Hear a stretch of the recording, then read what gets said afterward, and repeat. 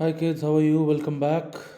All right, तो हमने money वाला पार्ट डिस्कस कर लिया था लास्ट वीडियो में। Now we begin with the banking का पार्ट। ठीक है जी। तो जी, banks are of two types. एक होते हैं आपके कमर्शियल बैंक्स और एक होता है आपका जी सेंट्रल बैंक। कमर्शियल बैंक क्या होता है? Commercial bank is a financial institution which accepts deposits and also gives out loan. एक ऐसा फाइनेंशियल इंस्टीट्यूशन जो ये दो काम करता है, एक कि वो डिपॉजिट्स एक्सेप्ट करे और दूसरा कि वो लोन प्रोवाइड करे, उसे हम कहेंगे कमर्शियल बैंक। अगर इन दोनों में से कोई भी एक फंक्शन वो फाइनेंशियल इंस्टीट्यूशन परफॉर्म नहीं कर रहा, हम उसको बैंक नहीं कहेंगे फिर। For example, post office is post office cannot be called a bank because it only accepts deposits but it does not give out loans. Post office को हम बैंक क्यों नहीं बोलते? क्योंकि वो सिर्फ डिपॉजिट एक्सेप्ट तो करता है लेकिन लोन प्रोवाइड नहीं करता। Similarly organisations like Muthoot finance, Bajaj finance, ये फाइनेंशियल इंस्टीट्यूशंस ज़रूर हैं लेकिन बैंक्स नहीं हैं। वाई? क्योंकि ये डिपॉजिट्स एक्सेप्ट नहीं करते लेकिन लोन्स प्रोवाइड करते हैं। तो for any financial institution to be considered as a bank, उसको ये दो प्राइमरी फंक्शंस ज़रूर करने होंगे। One, accepting deposits and second, giving loans. All right, ये दोनों काम करने ज़रूरी हैं, तभी वो फाइनेंशियल इंस्टीट्यूशन बैंक कहलाया जाएगा। कमर्शियल बैंक में सिर्फ इतना ही आपको पढ़ना है बच्चों। प्राइमरी फंक्शन सिर्फ समझेंगे ये दो, accepting deposits, giving out loans. इसके अलावा कोई भी और सेकेंडरी फंक्शन भले ही आपकी बुक में गिवन हो, जो भी आप बुक रेफर कर रहे हो, no need to read it. All right, exam में बिल्कुल भी वो नहीं आएगा। बढ़ते हैं आगे। Central bank. सेंट्रल बैंक होता क्या है? किसी भी कंट्री की देखो दो तरह की पॉलिसीज होती हैं। एक होती है बच्चों फिस्कल पॉलिसीज, जो गवर्नमेंट बजट से रिलेटेड होती है, एंड दूसरी होती है monetary policy which is about money supply.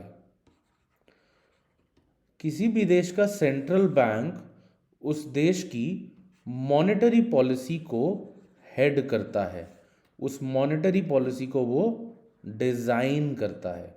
All right, तो इंडिया का सेंट्रल बैंक कौन है? Reserve bank of India. When was it set up? April 1, 1935 under the RBI Act 1934. It had its central office initially established in Kolkata, but वो permanently move कर दिया गया मुंबई में 1937 में। सिर्फ इतनी फैक्चुअल जानकारी सेंट्रल बैंक के लिए काफ़ी रहेगी, इससे ज़्यादा नहीं। Then functions of the central bank, most commonly asked question in your board exams. बच्चों, फंक्शंस ऑफ सेंट्रल बैंक, सारे फंक्शंस इंपॉर्टेंट हैं, सारे फंक्शंस रेपिटेटिवली पूछे गए हैं, कोई ना कोई कंपोनेंट, कोई ना कोई सब फंक्शन, सब कुछ पूछा गया है। तो please every function is equally important. Then पहला फंक्शन जी, issuer of currency. RBI is the only authorized body that can issue currency in the country. So they print, distribute and regulate the flow of currency in the economy. RBI इकलौती authorised body है जो कि currency को issue कर सकती है। इसके अलावा अगर आप इन दो नौजवानों की तरह कोशिश करें करेंसी को प्रिंट करने का, तो वो गैर कानूनी होगा, वो अलाउड नहीं है। RBI has the soul authority कि वही भैया करेंसी को प्रिंट करेगा, वहीं डिस्ट्रीब्यूट करेगा। Then second function of RBI or the central government or central bank, sorry, banker to the government. RBI acts as a banker, as an agent and as an advisor of the government. As a banker वो क्या करेगा? जैसे normally banker करता है काम, आपके behalf पे payments करता है और आपके बिहाफ पे वो एक्सेप्ट भी करता है जो पेमेंट आपको मिल रही हो। तो as a banker it accepts receipts and makes payments on behalf of the government. इसके अलावा एज अ बैंकर वो अकाउंट मेंटेन करता है ऑब्वियसली सेंट्रल गवर्नमेंट का और स्टेट गवर्नमेंट्स का भी।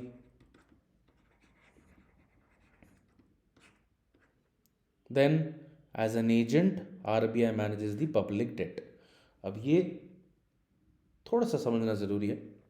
As an agent RBI manages the public debt का मतलब ये हुआ, कई बार होता है कि जो हमारी गवर्नमेंट है वो पब्लिक से पैसा बोरो करती है बॉन्ड्स को इशू करके और अलग अलग पर्पसेस के लिए, infrastructural development, social welfare, anything. अब सेंट्रल गवर्नमेंट ये बॉन्ड्स को इशू कर रही है पब्लिक को, पब्लिक ये बॉन्ड्स को खरीदेगी और इसका मतलब ये हो गया कि भैया पब्लिक ने अगर बॉन्ड खरीदा है, अगर वो बॉन्ड मैच्योर हो रहा है 5 साल बाद, तो पब्लिक को 5 साल बाद पैसा मिलेगा। अब ये सब का मैनेजमेंट कौन करता है कि आपने सेंट्रल गवर्नमेंट का बॉन्ड खरीदा, पैसा सेंट्रल गवर्नमेंट तक कैसे पहुंचा, तो आरबीआई इस बीच में सब एजेंसी का काम करता है। आरबीआई है एजेंट जो पब्लिक डेट को मैनेज करता है, जो पब्लिक ने जो लोन प्रोवाइड किया है गवर्नमेंट को उसको वो मैनेज करता है। So RBI is the face of it.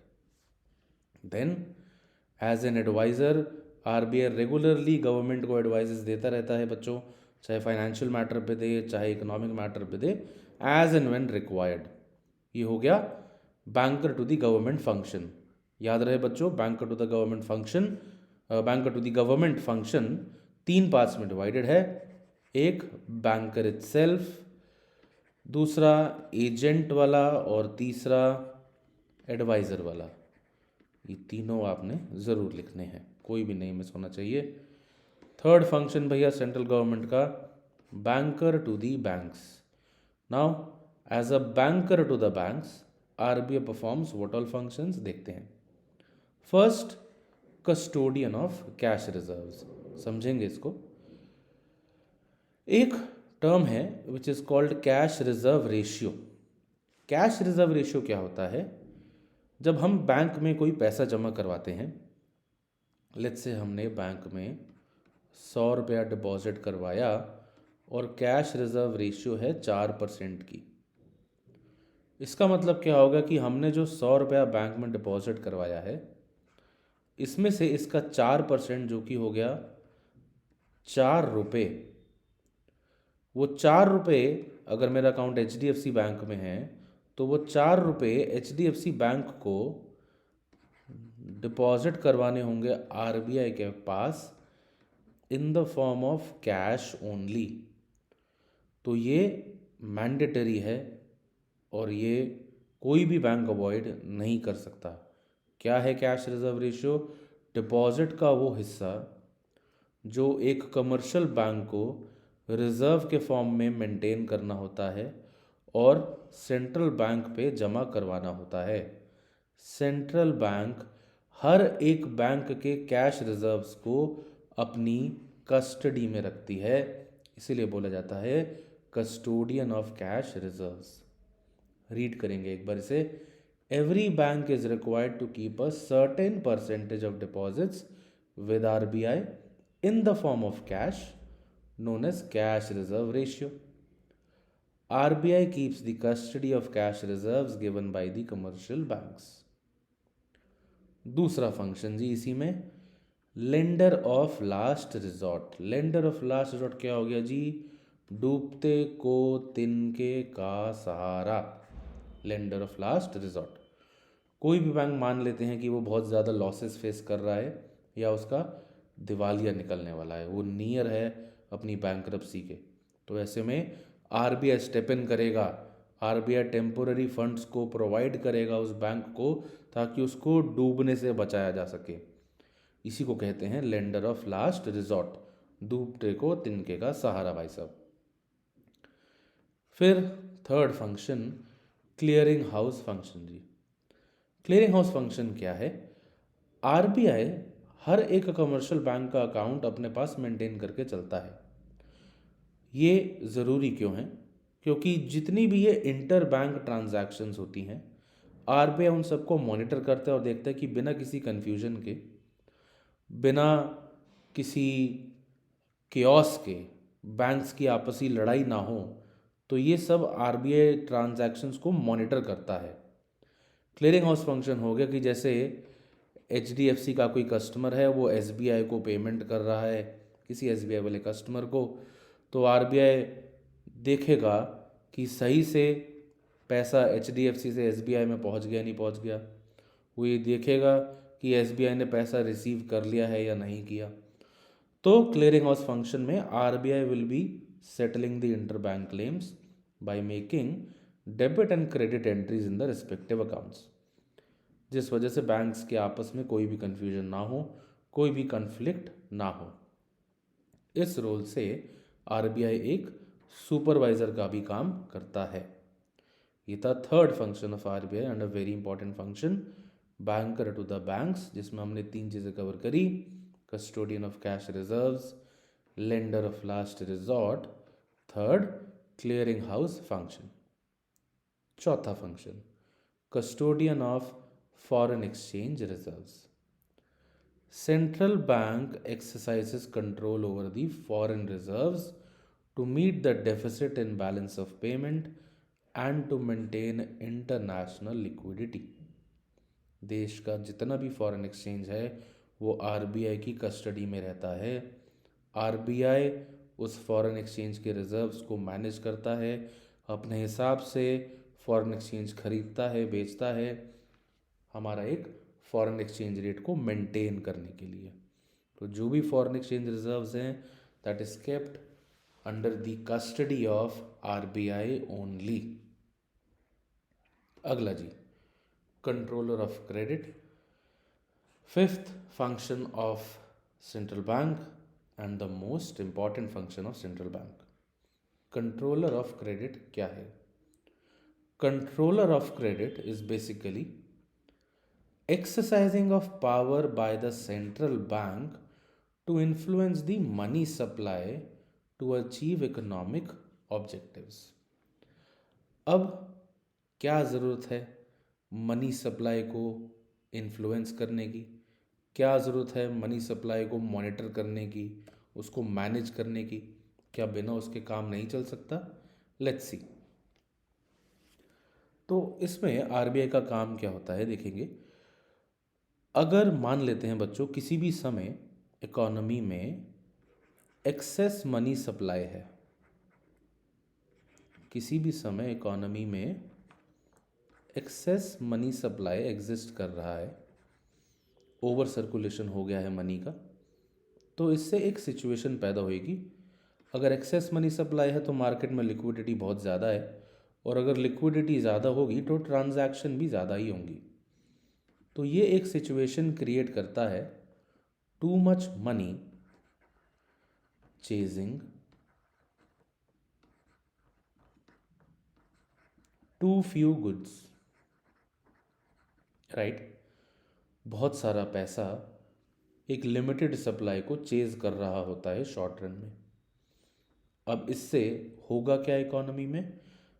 महंगाई बढ़ जाएगी भैया। जब सारे चेज कर रहे हैं वो लिमिटेड सप्लाई के गुड्स को, तो इकोनॉमी में इन्फ्लेशन होगा। अब आरबीआई क्या करना चाहेगी? आरबीआई विल ट्राई, या आरबीआई ऐसे स्टेप्स उठाएगी to control this inflation. RBI को इन्फ्लेशन को अब कंट्रोल करना है, उसकी जिम्मेदारी बनती है ये। इन्फ्लेशन को कंट्रोल करने के लिए वो करेगी क्या? देखो, हमें चाहिए सॉल्यूशन, तो हम देखेंगे कि प्रॉब्लम क्या थी। प्रॉब्लम थी मनी सप्लाई ज़रूरत से ज़्यादा था, तो सॉल्यूशन भी क्या होगा? मनी सप्लाई को गिराया जाए। तो कैसे आरबीआई इसमें मनी सप्लाई को गिराएगी, वही हम स्टडी करेंगे कंट्रोलर ऑफ क्रेडिट फंक्शन में। ये सिचुएशन रिवर्स भी हो सकती थी। हो सकता था कि there is deficient money supply in the economy, तो सब चीज़ें रिवर्स हो जाएंगी। डेफिशिएंट मनी सप्लाई का मतलब इकोनॉमी में उतना लिक्विडिटी है नहीं। इकोनॉमी में लिक्विडिटी नहीं होगा तो परचेजिंग पावर नहीं होगी, रिसेशन का सिचुएशन हो जाएगा, स्लो डाउन का सिचुएशन हो जाएगा। ऐसे हालात में आरबीआई क्या करेगी? आरबीआई इस स्लो डाउन को ओवरकम करना चाहेगी, तो आरबीआई स्टेप्स लेगी जिससे मनी सप्लाई बढ़ जाए और इकोनॉमी वापस से रीस्टोर हो जाए। तो कंट्रोलर ऑफ क्रेडिट फंक्शन में हम वही टूल्स के बारे में स्टडी करेंगे जिन टूल्स से मनी सप्लाई को बढ़ाया जा सकता है या घटाया जा सकता है। इन टूल्स को हमने दो पार्ट्स में डिवाइड किया है, एक quantitative measures of money supply और दूसरा qualitative measures of money supply. सबसे पहले quantitative measures of money supply. Quantitative measures of money supply, अब as the name suggest, quantitative measure मतलब हम रेगुलेट कर रहे हैं मनी सप्लाई की क्वांटिटी को। तो these are the measures which aim at regulating the volume of money supply. 5 measures हम पढ़ेंगे इसमें, bank rate, repo rate, reverse repo rate, open market operation and legal reserve ratio. सबसे पहले बात करते हैं बैंक रेट की। बैंक रेट होता क्या है? अब देखिए, कमर्शियल बैंक को भी पैसे की ज़रूरत पड़ सकती है। कमर्शियल बैंक पैसा किससे बोरो करेगा? ऑब्वियसली सेंट्रल बैंक से। तो जिस रेट पे कमर्शियल बैंक पैसा बोरो करता है सेंट्रल बैंक से लॉन्ग टर्म पर्पसेस के लिए, उसी को हम कहते हैं बैंक रेट। सेंट्रल बैंक आम जनता को लोन तो देता नहीं, आम जनता को लोन देता है कमर्शियल बैंक। जिस रेट पर कमर्शियल बैंक हमको लोन देता है उसे क्या कहते हैं बच्चों? Lending rate. अब आप एक छोटी सी बात मुझे बताएं, अगर आप कोई चीज़ खरीदोगे 10 रुपये में तो आप उसको बेचोगे ऑब्वियसली 10 रुपये से ज़्यादा का ही, या 11 रुपये में, 12 रुपये में, लेकिन जाहिर सी बात है आप उसको 8 रुपये में तो नहीं बेचोगे ना। अगर कोई चीज़ आपने 10 रुपये में ली है, आप उसको कम से कम 12 रुपये में बेचोगे ताकि कुछ प्रॉफिट हो। तो इसी प्रिंसिपल पे बैंकिंग भी ऑपरेट करता है। कमर्शियल बैंक ने आरबीआई से लोन लिया लेट से 6% पे, वो बैंक रेट हो गया। अब कमर्शियल बैंक आगे से आपको भी पैसे प्रोवाइड करेगा तो आपको उससे तो ज़्यादा रेट पर ही पैसे प्रोवाइड करेगा ना। तो obviously lending rate will be more than the bank rate, ताकि जो कमर्शियल बैंक है भैया उसको भी तो प्रॉफिट हो कुछ, वरना क्या फ़ायदा उसका भी। ये था जी बैंक रेट का मतलब। अब कैसे आरबीआई बैंक रेट को यूज़ करेगी अगर इकोनॉमी में इन्फ्लेशन हो रहा होगा? तो जी let's say there is already a situation of excess money supply in the economy. Economy में एक्सेस मनी सप्लाई है, मतलब कि इकोनॉमी में है क्या? Over circulation of money. अब अगर मनी का ओवर सर्कुलेशन है तो ऑब्वियस सी बात है भैया, इस समय इकोनॉमी में है इन्फ्लेशन। इन्फ्लेशन को करना है कंट्रोल, मतलब मनी सप्लाई को हमें गिराना है। अब इसमें सेंट्रल बैंक क्या करेगी? सेंट्रल बैंक बैंक रेट को बढ़ा देगी। बैंक रेट बढ़ाने से क्या होगा? अब कमर्शियल बैंक के लिए लोन लेना महंगा हो गया, जिस वजह से कमर्शियल बैंक अब आम जनता के लिए लोन लेना भी महंगा कर देगी। अब अगर बैंक रेट बढ़ा है तो लेंडिंग रेट भी बढ़ेगा। लेंडिंग रेट बढ़ने का मतलब क्या हुआ कि क्रेडिट, लोन लेना अब महंगा हो गया। Credit becomes costlier. जब लोन लेना महंगा पड़ेगा तो लोन की डिमांड भी बढ़ेगी या गिरेगी? ऑब्वियसली जब चीज़ें महंगी होती है तो उनकी डिमांड गिरती है। तो यहाँ पे भी demand for loans will fall down. जब लोग कम लोन लेंगे तो अपना कंजम्पशन एक्सपेंडिचर भी कम करेंगे, इन्वेस्टमेंट एक्सपेंडिचर भी इकोनॉमी में गिर जाएगा। Overall levels of aggregate demand economy में गिर जाएंगे और जो महंगाई थी उसके ऊपर एक कंट्रोल आ जाएगा। Inflation is controlled. तो गवर्नमेंट ने यहाँ पर बैंक रेट को बढ़ाकर मनी सप्लाई को गिरा दिया।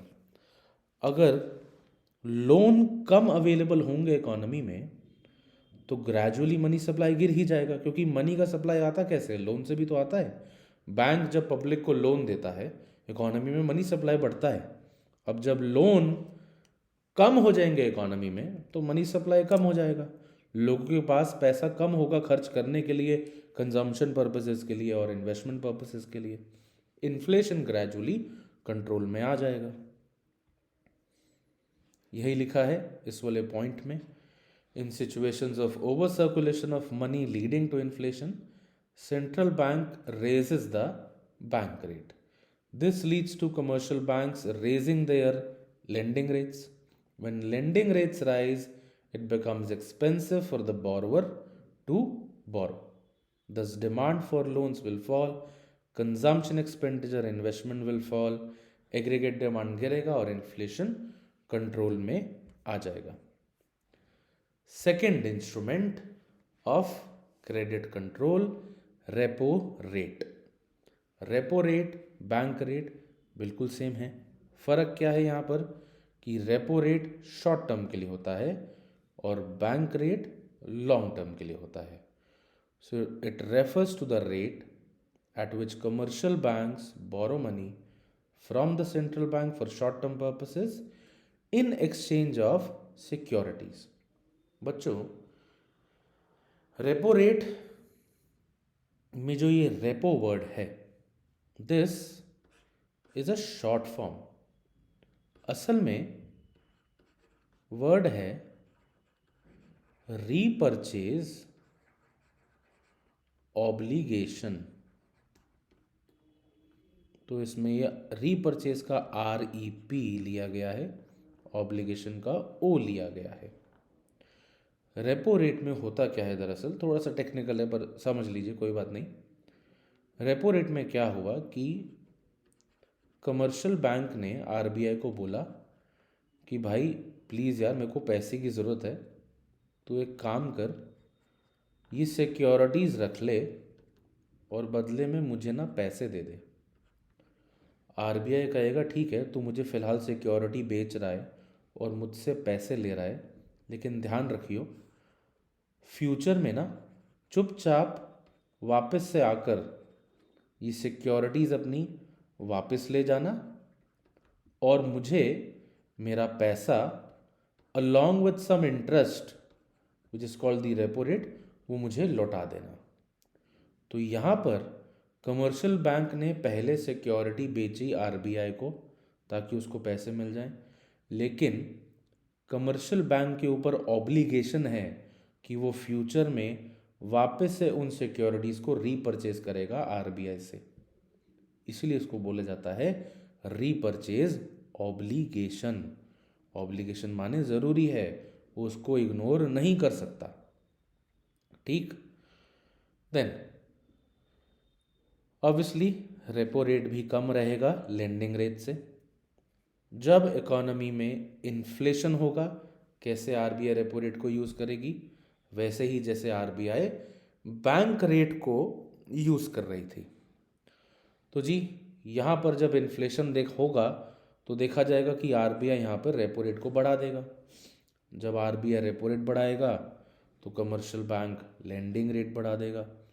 लेंडिंग रेट बढ़ाने से जनता के लिए लोन लेना महंगा हो जाएगा, लोन्स की डिमांड गिरेगी, धीरे धीरे कंजम्पशन गिरेगा इकोनॉमी में, एग्रीगेट डिमांड लेवल गिर जाएंगे और इन्फ्लेशन कंट्रोल में आ जाएगा। सेम वही चीज़ जो बैंक रेट में थी वही यहाँ पे देखने को मिल रही है। हाँ, अगर इन्फ्लेशन की जगह सिचुएशन रिवर्स हो जाए तो कंफ्यूज नहीं होना। अगर इन्फ्लेशन की जगह सिचुएशन है स्लो डाउन की या रिसेशन की तो क्या होगा? अगर स्लो डाउन की सिचुएशन है इकोनॉमी में तो RBI यहाँ पे रेपो रेट को गिरा देगी। उम्मीद है कि कमर्शियल बैंक्स लेंडिंग रेट को गिरा देंगे, जिससे आम जनता के लिए लोन लेना सस्ता हो जाएगा।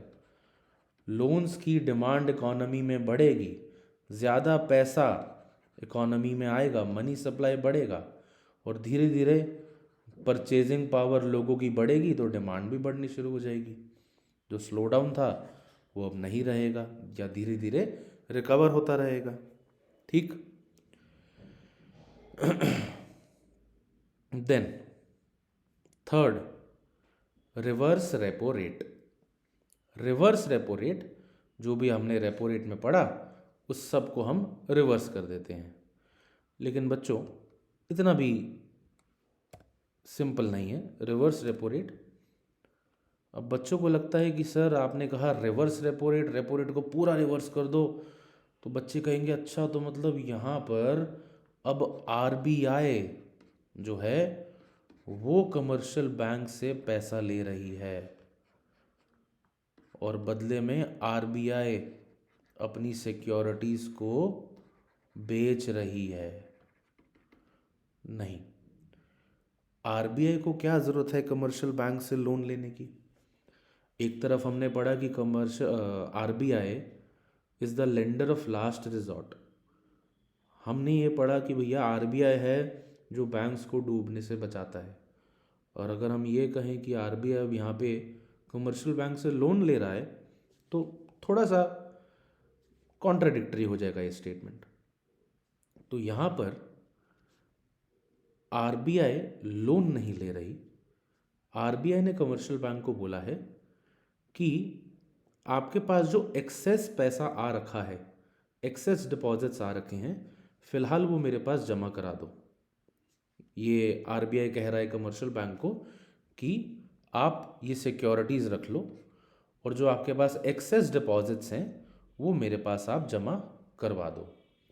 फ्यूचर में मैं आपको ये पैसा वापस कर दूंगा, आपको एक इंटरेस्ट रेट देकर, और जो मैंने सिक्योरिटीज़ आपको पहले बेची थी वो मैं अब आपसे रीपरचेज कर लूँगा। तो यहाँ पर जो ऑब्लिगेशन है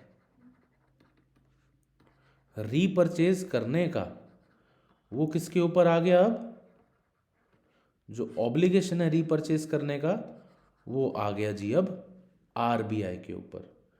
पहले obligation to repurchase repo rate में वो कमर्शियल बैंक का था, अब ऑब्लिगेशन टू रीपरचेज आरबीआई के ऊपर आ गया है।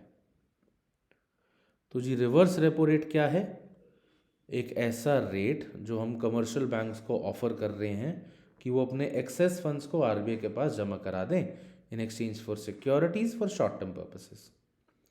जब इकोनॉमी में इन्फ्लेशन होगा तो आरबीआई इस रिवर्स रेपो रेट को बढ़ा देगी, जिस वजह से कमर्शियल बैंक एनकरेज होंगे कि चलो जी और पैसा हम आरबीआई पे जमा करा दें कि पैसा सेफ भी रहेगा और उस पर इंटरेस्ट भी मिलेगा।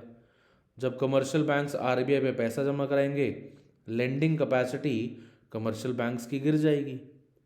अब कमर्शियल बैंक्स के पास लोन देने के लिए पैसा कम बचा है, लेकिन लोन लेने वाले तो काफ़ी हैं, तो लोन महंगा होगा, धीरे धीरे लोन की डिमांड गिरेगी, और जैसे हमने पहले देखा जब लोन की डिमांड गिरती है धीरे धीरे इन्फ्लेशन कंट्रोल में आ जाता है।